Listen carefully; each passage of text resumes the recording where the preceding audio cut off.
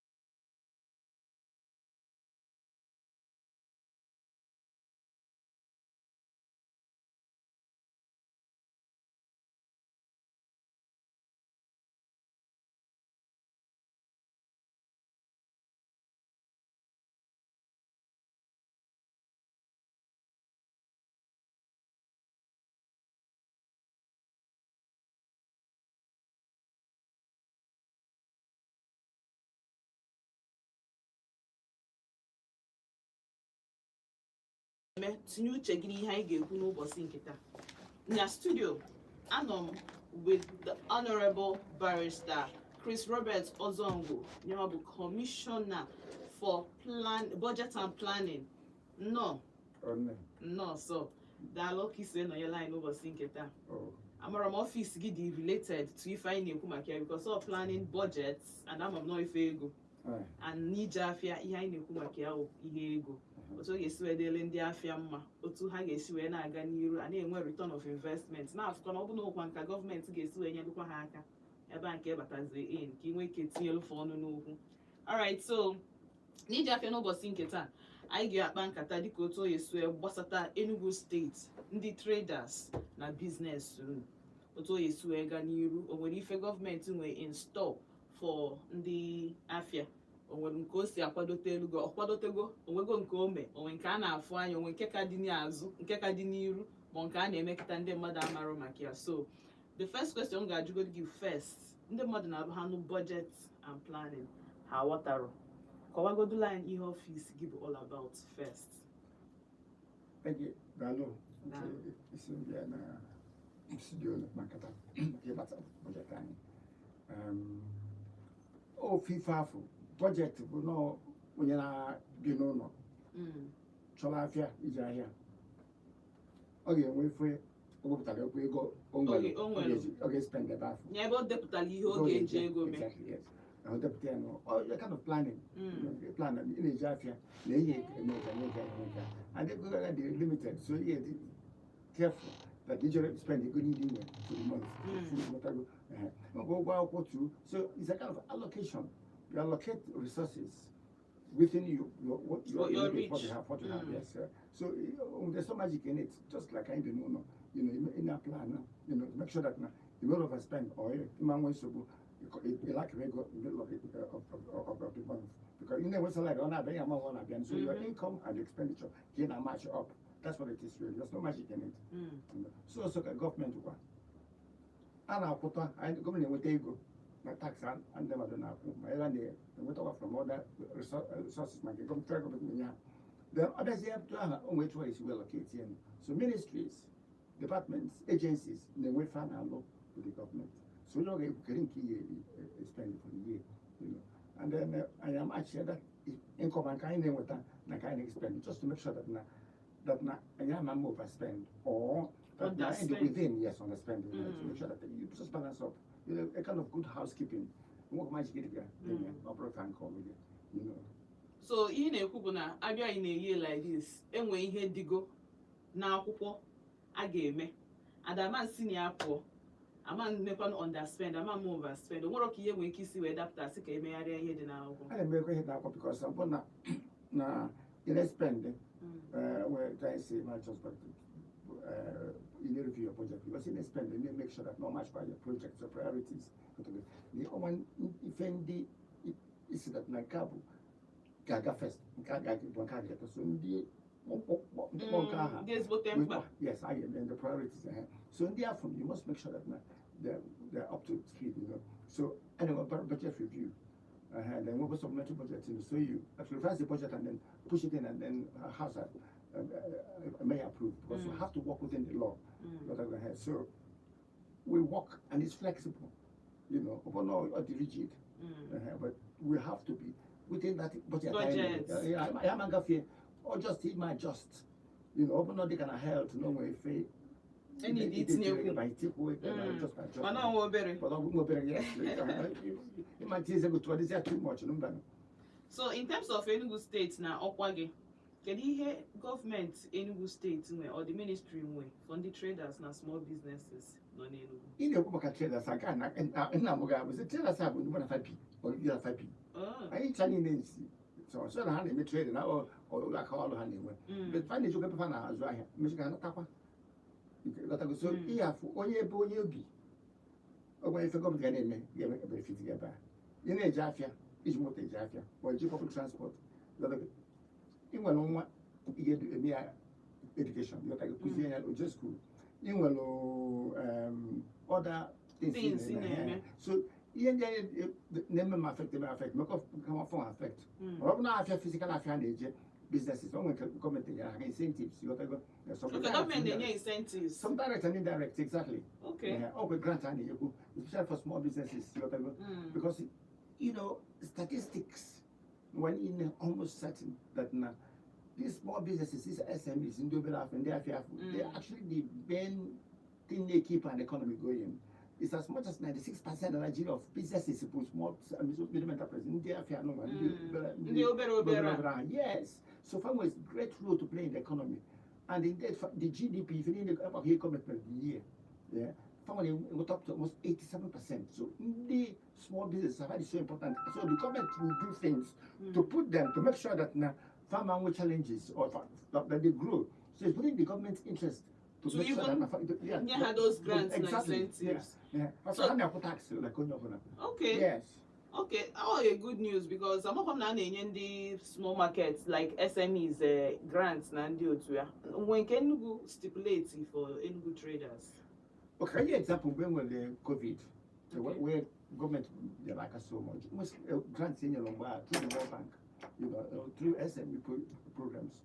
So, but I target to take out one and they did for repo. You got to go and they bundine keep they push the household. So you target them more. They can wear responsibility. Exactly.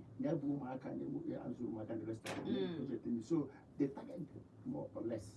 So those kind of incentives, those kind of grants. And if I have a she's our part of SMEs in the Belafia. Exactly. Yes, I target with some grants about 75,000 so 100,000. So these are the things government needs from time to time, you know. But having said that, naked transport. People are saying that Nakita was in boss in the states. That the cost side is so small than he had above before. If it's 1,000, 2,000, about 500 above. You go to business person, Nakita no is what. Not every day, but 3 or 4 times a year. Instead of 3,000, 500 agents. You got to go. So if it never affect businesses. And I mentioned schools too. These smart schools have a lot of money to bathroom. If I get free of charge, I can educate. How many square meal can you use in a school? One square meal a day. That's what the work. And all good food. Good food. So yes. Okay, so and balanced one. Yes. All the very good. So when grants, I may go during this Peter and Barr government now regime I mentioned the SME programs. Even as we speak now, when this SME center where you get support, where you get actually loans. All the very close to tunnel. Yes. That place is for businesses, you know. If you have a challenge, you can go there. There's some loan schemes there that will direct you, you know, not just for you opening your fiscal what to do. So they do quite a lot. So that's if a government in that loan, they needs to get the loan. So they do so much about it. Okay. So right now when we projects, okay, small businesses and you could get for SMEs now. Yes. Now Antonio. So I would like him a pay phone line. Okay. In case of when they were challenges with these grants. Okay. Because if we are grants, incentives for these small businesses and have access where na SME office I never tunnel. So I'm choring with the incentive, I'm jegonu, obuna fair with the muria, I'm succeed. I like good story. At least all their feedback. They go to Nana roar. I'm a pay phone line. Absolutely. 07060485853. My one at 0915-570-8347. I get more say so makana honorable with somewhere to be. Very, very important. And I appreciate it. Thank you for the short time you get, and even though you were other events, other things if we stream in every other places if we surrender, but you decided to clean or with us na Vote FM. That also. Okay, so can you maka poor roads? Poor roads and we're flooding. I'm we're flooding in Enugu State. And wherever anyway we're flooding in Enugu State. Oh, I don't want much flood in Enugu State. Oh, I ask some in Enugu State in the urban. Oh, it's up in Enugu State. The outskirts now, some noble, the Suka areas. these are all prone areas. But I work on projects. If I government at time on them, they can relief, emergency relief, and with this agency that deals with emergencies, and it we stock. Now, now they baby, and then we want people that they're going to 2 million years. Some of them government is going to just wear powerful, do law for to make sure that now you check if 4 million already. So when the works in them, they go ahead to try and remedy the situation before million. Exactly. So I know flood warnings, yes. Because open flooding men AFIA manzu. Exactly. Inwe ke no na AFIA mmiri ebido eburu AFIA. So the very important na obodo onwe any flooding dị n'Enugu na checkmate ya ahead of time. Absolutely. Tupu ebido AFIA or Yes. tupu mmiri ebido. Then poor roads, another thing they hinder AFIA services, buying and selling. So long as you need AFIA, you need ụzọ dị mma, iru AFIA n'oge. Ụzọ dị mma, inwe ike zuo AFIA, people abịakwuo na AFIA, ndị ọ ga-abụ ụzọ adịghọ mma, ha cheta ije AFIA obi amapụfa. I wouldn't wait fears na Enugu State idea of Uso. The governor project Uso. If you know now Uso, the more budget time kind of 2026, but I go works itself. But almost after education, I give a 30% of the project capital works no more GM 273 billion. So you can imagine you can works, yes. Housing as well. Now works 238. You know, so these are the things not target one day the Camonaji in the affair in the because now housing now these low cost houses they are part of the qualify on it. Transport guy in the and works we have these roads, you know. So fantastic then I need to be phenomenal. You know, when you see that Nenuga process came up before. Yes, I've videos of Monarch Road. They're very surprised. People na Monarch when you hear more sebambo also. Ija problem, isi ki ija AFIA problem. Ebe ọ bụ na ị chọrọ ije nsogbu. Mmiri na-ezozi ema mfe ụzọ. Ọkwa 3.5 years ka anyị nọgoro ife a. Mgbe anyị ga-anọtinye another 5 years to make it is onye isi Dr. Peter Bagano. Ebe Igbo n'Enugu. And they could defend them the other roads and analytical inter communities and interstates. Exactly. Cities it's so kind of dualization, upon dualization, I feel you know, and then the urban rural areas got these plans in the way bathroom. Can you get about road roads and the local government now look on you know, but if we fail our basal roads or the line that the organization that roads must be built because now they make connectivity connect even in the Jaffa exactly. And he's all about business, economic, and so long as Nafia na azụ n'obodo. For the governor go batala any factory na which is he's doing already. In a good car because you see, governor is from private sector. The Ojigachi businessmen, you know. Someone who when you pattern a government. In case that we don't believe that the name actually of my Bundisi private sector, not drive the economy, no of my or the public officials, the politicians and what they never experience of business. So I want to think where their business was like from so the even the state condition coordinating so if one able to make sure that now structures can be there for investment. They go their factories and they create jobs. Small business and exactly. You know, so all private sector now drive the whole thing. That's the plan government. You know, private sector have and I have the economy. Then small man and small woman when they are in the group and they share that. I feel as well. They can find an ICC. Bandit lawyers may find them. He just have to. No, not they or this I call killing them. Because I go. So another here thing I host about for. People so these are kind of effect I know government activity. I do okay that for investment. Because I'm the ICC only notice AFIA na azụ ebe ankale. Enwere AFIA ndị hair. Enwere ndị small shops, nya bụ ndị ndị na-eme bakery, ndị bakers. Enwere AFIA Wivon hair. Yeah, AFIA dị ebe ahụ kali. Abata m na-asị na ọ bụ square hall, echem na ọsọ hall ka a na-arụpụtazi. So you go see na governor go the businessman first of all. Thank you. And then I know what to go from that. So if I never try revenue school, you know, it's just so fantastic. You know, it was well coordinated because now budget time, yeah, I mean two sectors.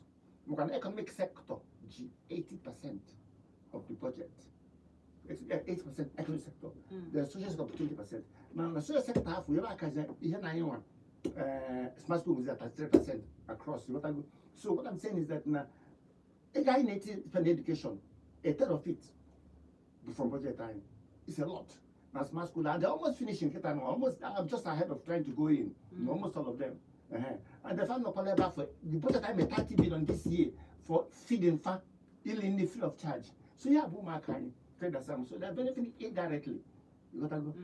So it's not an abstract one that now or less than half any year benefit. No, but only for that they couldn't really. I'm not like I want to but the kind of investment I need is so much, even though it's being dug up. Within this short period of time, you're trying because many bundo. Ahead of it. Oh yes. Ahead of it. Yes.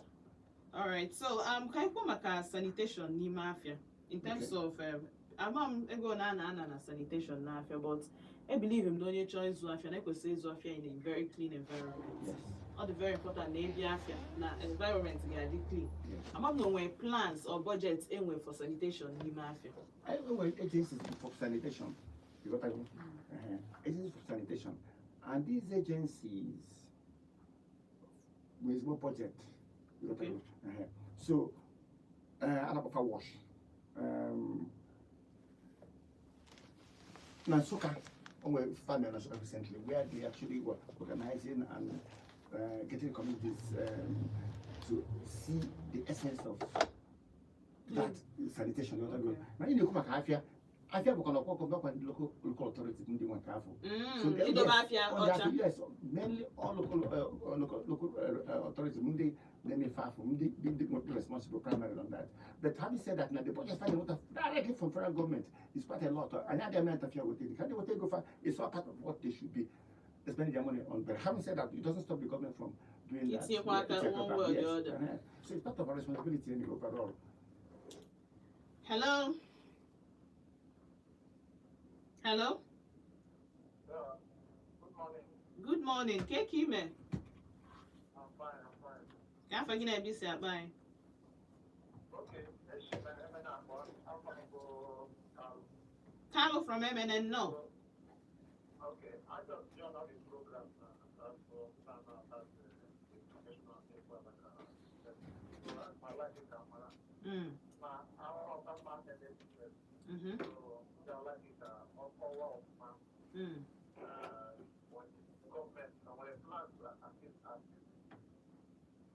those people that are small business in terms of assisting those on land, at least they were completely those who are at least more as a plan for vision to establish something. That's what they might call it our idea account. Okay. All right, that means I just join here late.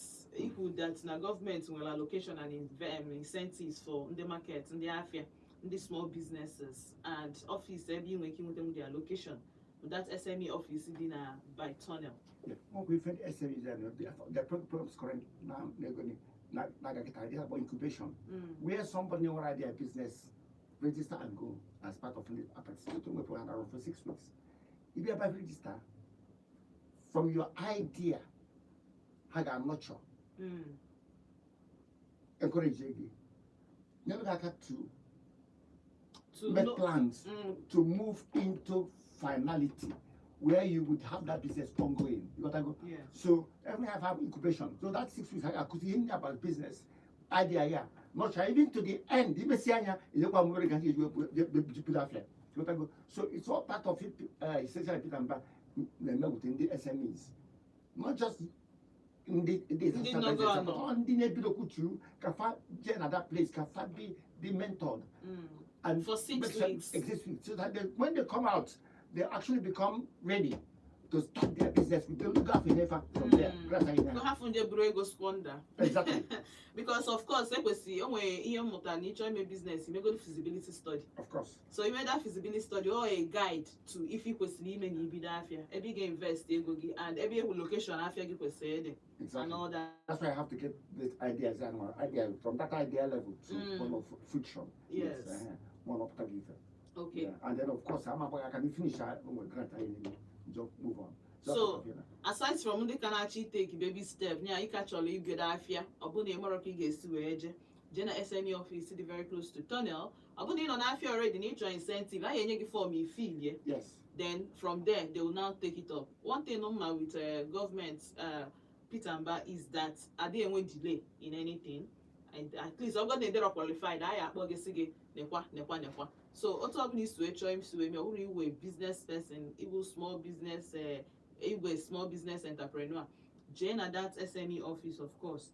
Will take the form, key figure, or every other guideline you need, you will be taken up from there. And like kind of digitally driven. Okay. If you computer one can no pure modern. All the way to- digitalized. Exactly. Because they keep one market I turn to digitalization. I don't think I remember. So they teach you that art of the digitalization where this AI now actually take over from human intelligence, artificial intelligence. Yes. If they make it disabled, so they use that thing to help you to nurture your business and put it on the path for success. So if in America, Okay. yes. 0706 048 5853. My phone at 0915 570 8347. Ain't no system na network when boy line so. But line I go kita phone at 0706 048 5853. My phone at 0915 570 8347. All right, so and we plans to modernize more upgrade the major markets like go to about 10 or kita. When we plan government see better than what it's looking like. Oh, there's plan on that. Okay. Because I mean this site is evolved. Just as I transport terminals, shops and kind of organization. That is coming when some of these markets would actually be modernized. In the quiet and even away if I want to look at the rest of they're trying to do modern structures so that they can actually enhance that. Okay, sorry, sir. Hello. All right, 0706 048 5853. Okay, so we to I guess modernize the or upgrade the market, New Haven market, yes, I will plan a new market, I will New Haven, I will new market, I will AFIA 9. I think I will AFIA Ozona, I will Mayo, I will Kenyatta, I will somewhere in Ugwaj. So in the government will plans for all these markets. In the better than it is. Exactly, yes. Because you got a new market can job. Only a new market in a rainy season, you get poto like I go to Europa. So it's a good news that name and IJE. Okay, I'm met us so much that's not a bad neighbor. You'll be looking like a Yama Amaro. It's a matter of time. Hello. Hello. Good morning. Thank you, man. John Paul, no. Gani.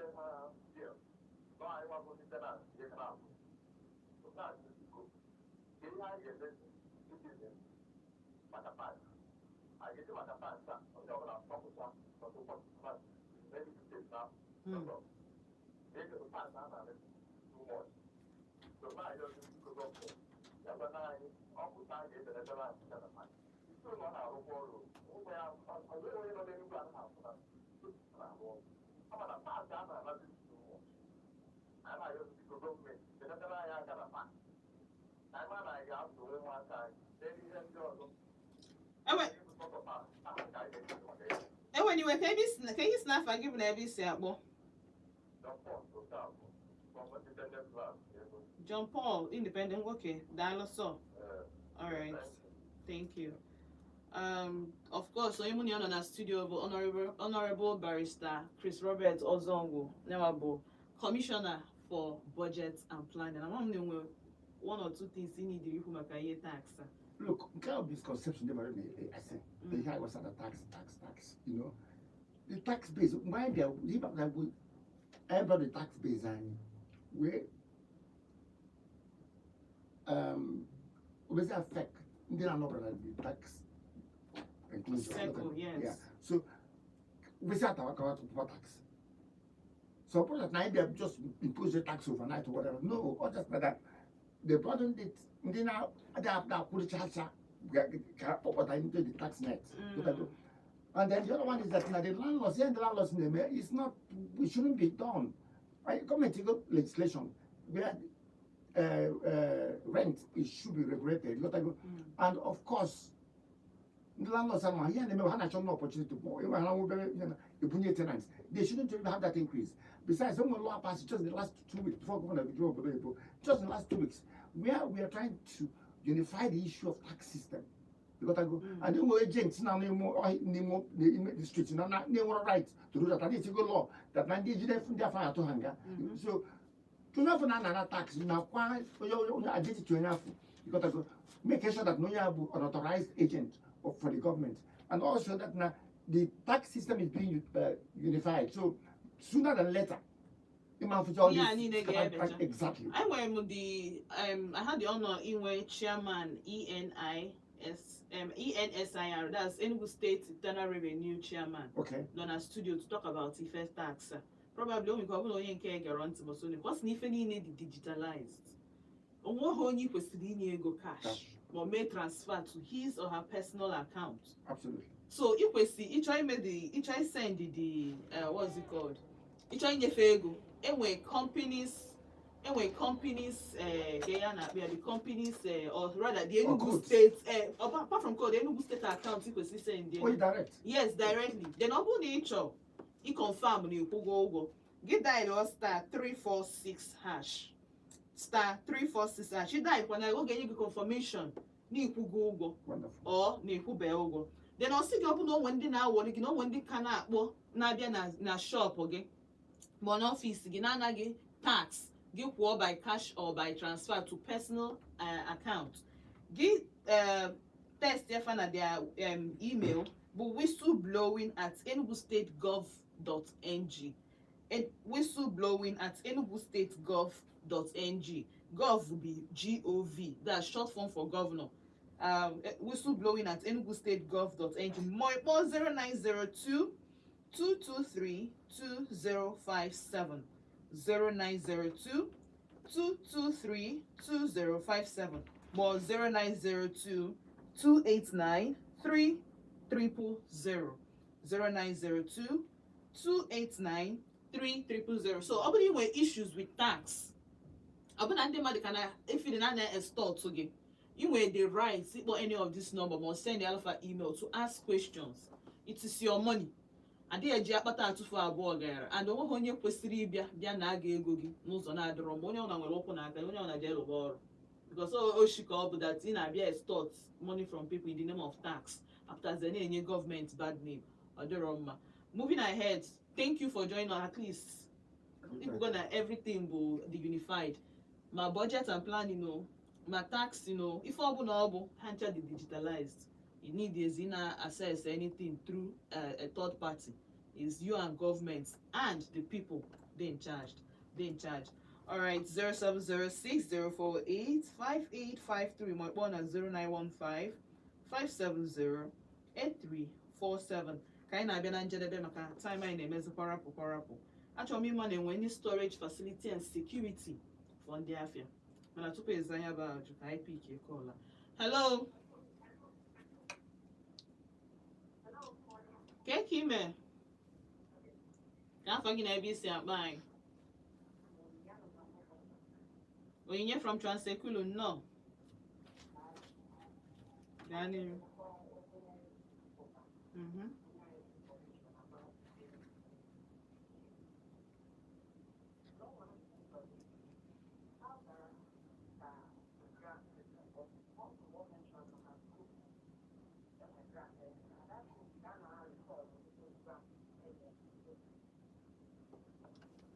Network, Onyinye.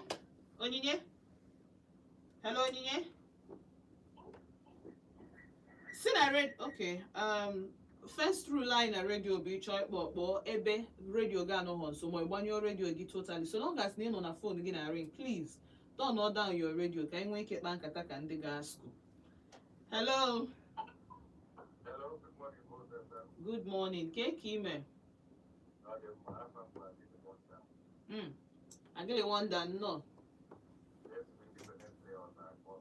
No. Commissioner, good morning, sir. My brother. I think I get to know all of that. State that because I say, Excellency, Governor Peter Pan. When I my assistant, so we Independence Day to the government in the state. I am aware of some.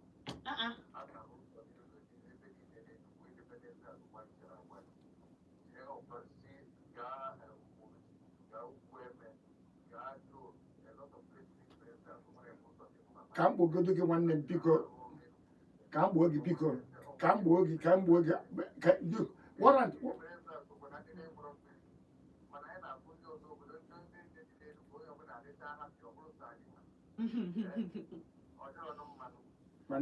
nwanne Daalụ so. biko Ọ na-eme gị honorable okpukpu glasses ngwa. biko because now just in the last 1 week all I were part of is sign the warrants, prepare the warrants, prepare for payment. These have been allocated, but the contractors go for annual element a lot.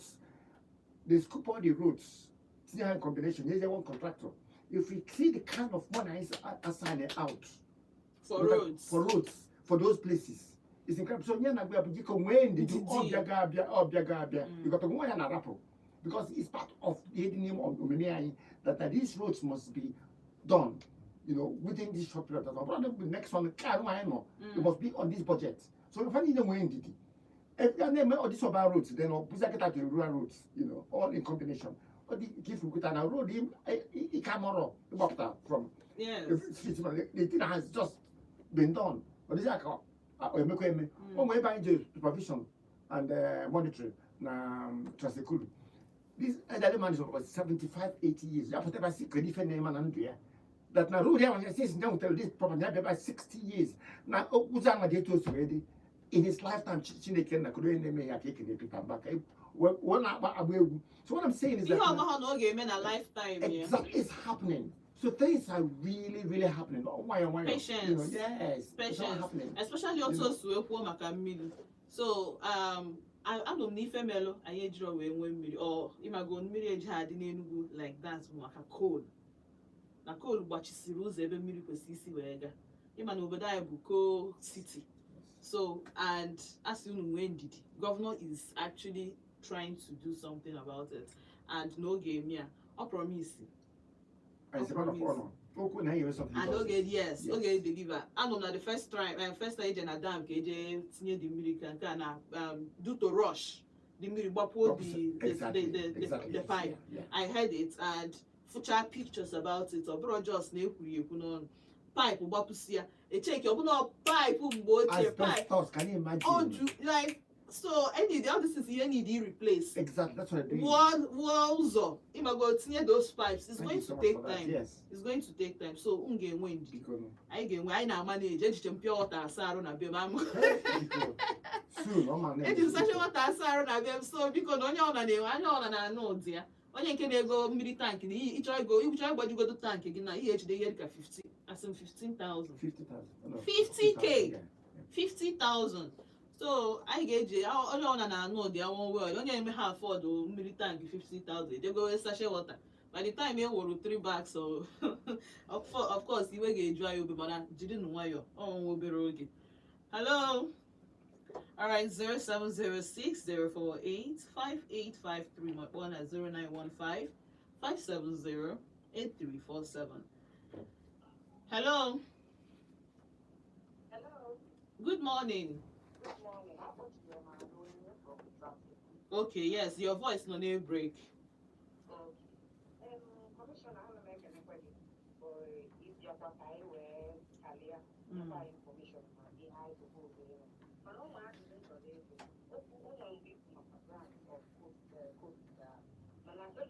Makipa no one didn't know what the grants are. And I recall all these grants. So how guaranteed that grant is for individual, business? How guaranteed God? I don't know but they are recall. Onyinye? Onyinye, can you mean by recall or Exactly. grants? And what are you?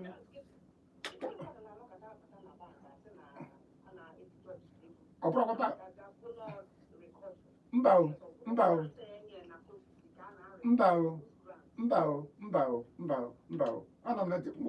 chairman of NGK's program. Yes, and I can tell you that now, in the Bank of England industry, Bundi, not only thing, you go, I'm gonna share to the bank's individual account.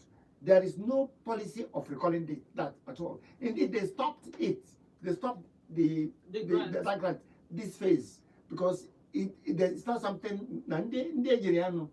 You know, did not come back with it. But when it's a kind of self-financing and return. When they are for absolute grant, you don't get it back. So when they're an alone, you want to go. So fast that now, it's not difficult or easy to record those loans in the year for businesses. Even at UK, for businesses, we are giving grants, which we are paying back, still paying back from you. But in Kenya, households, women, disabled, people. You can't apply for reform. But in Kenya, for businesses, to help your business grow, you can't no more take up in a job that they go. You got to go. So in that one, you can't collect a grant. You can't do a pure loan scheme. So so that one grants from loan. Exactly. Grant is from loan. Grant you don't pay it back, but loan you get business loan to help you. You expect to pay back, you know, structured way. So they actually discontinued because now they didn't call for them to enforce it. So happens and I'm this current one and okay.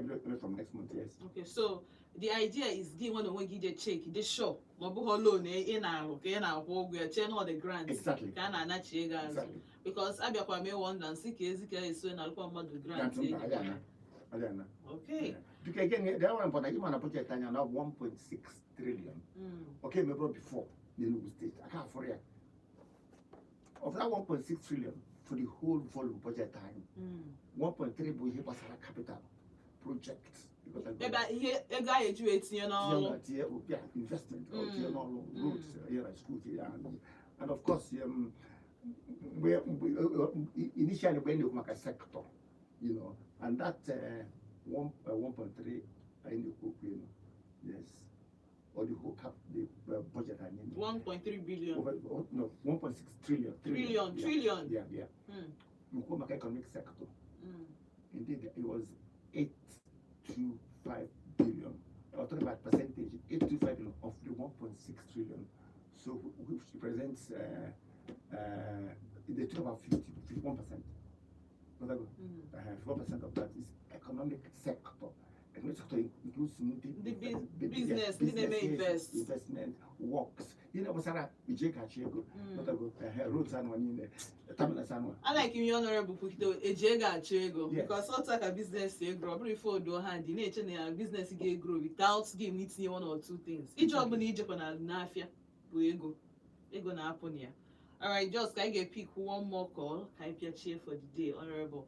Thank you for joining us. Chitano Yemuniano in our studio, Honorable Barrister Chris Roberts Ozongwu, now about the Commissioner for Budget and Planning.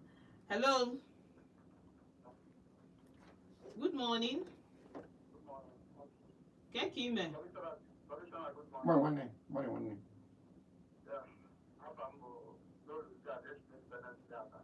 No lose guard and no.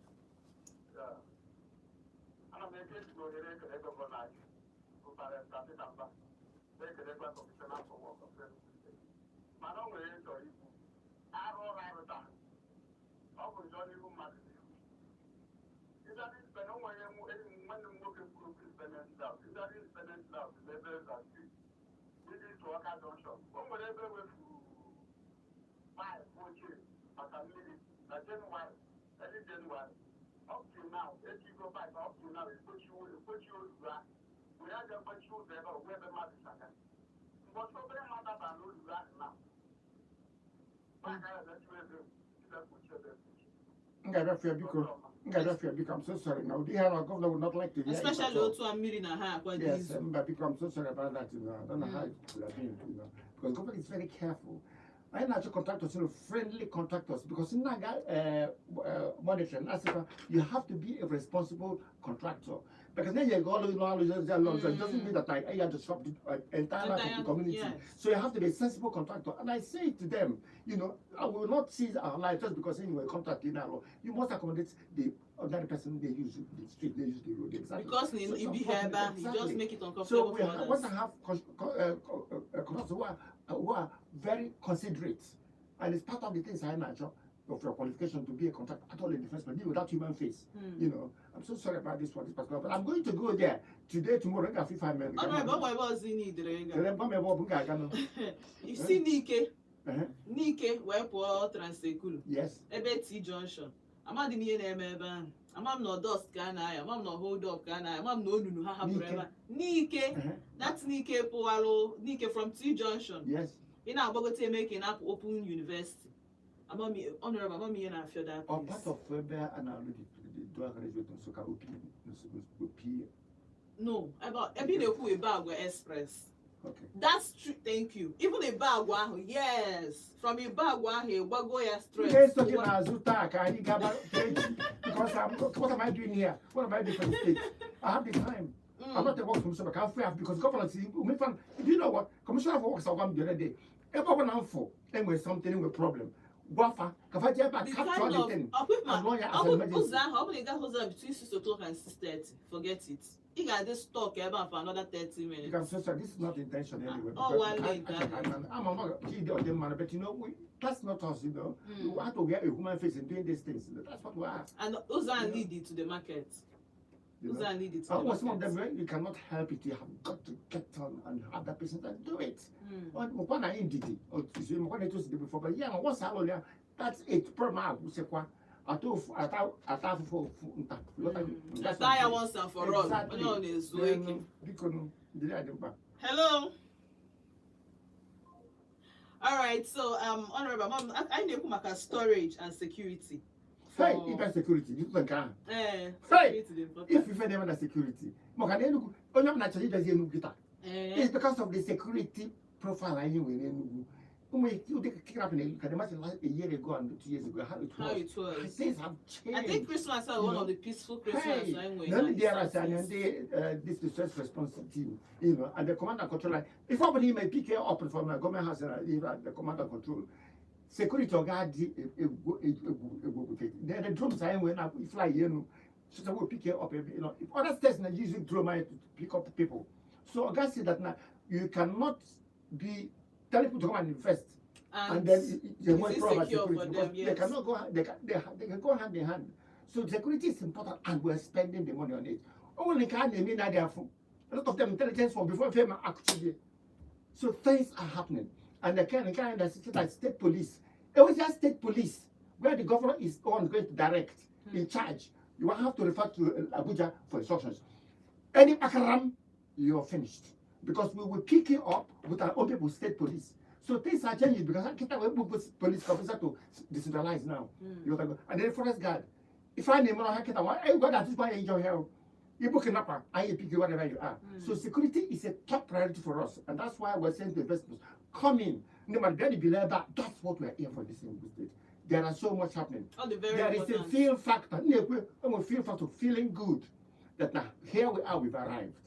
It was arrived on the people when did especially obuna na azụ afia obuna ifili na ngwa afia ga-adịrọ secured. Onye mfu kpọsala afia akwa glass akwa ya ọ nọkwa n'ime shop mana ebe ọ kpọsala akwa shop that glass akụwaghị one side so nne feel for onye sị ọpụtakwa na achịrịkwa na akwa ka ihe oge like ezuo ya oshi or something but onye nke ime ụdị ya ahụ binu na o nwere confidence o nwere karịa obi o jee nọ n'ime shop Apple Afia unsecured outside glass just mmadụ daa aka na domi otu a chituo dị akwa ọga. All the free good security ahụ confidence. All the very important for traders, investors, anyone who try make business. Onye ọbụla kpọsagola afia already na Enugu State. At least ọ bụrụ ije chepụta ọbụla akụwago shop okay. Na onwe ndị bịa buru afia ọ na ị na-akwado imechi shop atụdogo egbe. Enwe mgbe nnọọ ezuru mmadụ oshi ọ na-ele phone gadgets na Njamanze. But that was 2 years ago. So all the very important na ịkpọsa afia ịma na afia gị nwere secure not the secured even though that's na na ọ bụ na Chukwu echeghị obodo n'efu ka ndị nche na-eche nsogbu adịrọ, but at least ka anyị megodo nke anyị ji wee bụrụ mmadụ. Thank you so much for coming, Honorable. Daalụ sọ. Ọ bụ na ị just na-join m, adịkwa m sorry ịbịa late mana ọ dịbe late maka na ama m na Honorable ga-abịakwa mbọchị ọzọ na studio. Anyị fụkwa progress onwe ka o si wee dịkwa, anyị akpọkwa ya sị ya bịakwa kwụnyela anyị. Cheta na onye mụ na ya nọ na studio n'ụbọchị nke taa bụ barrister, Honorable Barrister Chris Robert Ozongwu, ya bụ the Commissioner for Budget and Planning. Ama m na onwe inwe ịgwa ndị afịa okwu nkasi obi. Ndị afịa anyị abịago biko na nwenu ndidi, ma sanitation na-ekwu ma economic market to tax if any now even tax and you saying that now. Do you know what governor say increase the kind of wealth Enugu state now city on is so much that now a group of chapter I need the tax for anybody. So there are so much plans to harness to exploit those minerals. Just demonstrate we know so much that now one day, like Libya in those days or Saudi Arabia, when they don't pay tax, I'm seeing it now. This state not gonna happen. So never when did it, and when you check on your because the tax has no keeps increasing. It hasn't happened much. Ndị Dracula enwere Enugu State. Cheta na ọ bụ na ị chọọ ịma your tax status, dial star 346#. Ma ọ bụ na ị nwere complaints about tax, if you know when ndị na-awọlụ gị na-abịa analụ gị ego na-ekwesịrọ, send your email na whistleblowing@enugustategov.ng, ma ịkpọ their hotline 0902-223-2057 ma 0902-289-3000. Mbọchị ọzọ anyị bịa na ije afịa or na Vote FM, ihe nchọziri na anụ good news na-ata ka ụbago, at least onwezi onye ga-complain na o nwere onye na-anafu ego ọ laikụrụ ma na onwe ụzọ na-adịrọ mma ma na afịa mee nke a ma na ije mee nke a. Daalụ sọ, ka emesịa nna nacheta azụ mgbe nna chetara azụ ka anyị bidokwa ka anyị si arụ on Saturdays. Cheta na ị nọ n'ije afịa na Vote 104.3 FM. Afọ mba Ntichi n'azụ.